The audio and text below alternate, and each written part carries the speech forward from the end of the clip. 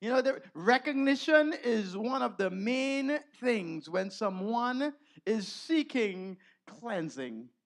They need to first recognize that. And where does that come from? Well, it sometimes comes from our loved ones. They tell us, some people who tell you the truth, or if you don't have anybody like that in your corner, that's okay. But, sometimes you need to be told the truth. That's sometimes a hard way. Some people don't recognize it because they don't like to hear it, right?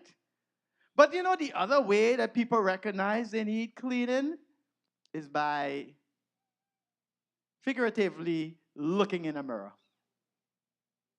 looking at themselves and seeing where they are and recognizing that they are not totally together. And, but that's not enough. I just want to just kind of start over. So I'm not speaking about a recognition when someone tell us or when we recognize and we see and then we say, well, I guess that's the way I was born. You know, I'm just going to stay just the way I am. God made me so. I'm not changing.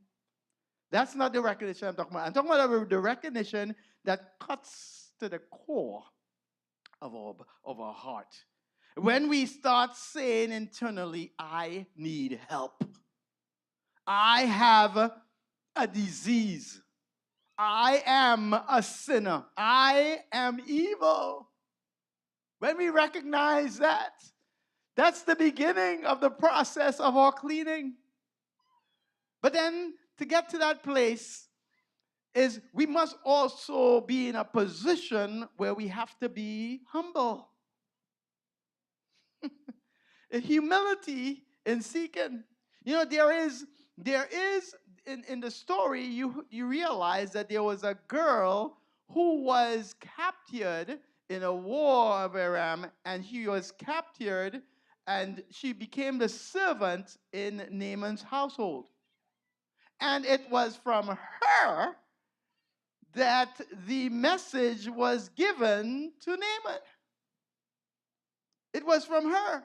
And I just want to point to you in verse 3. It said, she, she said to her mistress, you see, she knew about this prophet in Israel called Elisha. She knew what Elisha did, all these miracles that Elisha did. She knew these things. And she said to her mistress, if only my master would see the prophet who is in Samaria. That's Israel. He would cure him of his leprosy. That's what she said. And what was Naaman's response? He recognized that he needed healing, yes, but he took it from a servant. He took the advice from a servant. This valiant soldier in the army was willing to humble himself. And then he acted on faith. So there was an action on faith in verse 4. Naaman went to his master and told him what the girl from Israel said. So he acted on the faith. So the king of Aram granted this request and sent him off with a letter to the king of Israel and sent him with gold and silver and fine clothes as a gift. So although Naaman was not an Israelite, although Naaman did not really know the God of the Israelites, he had faith to believe that the God of the Israelites could heal him.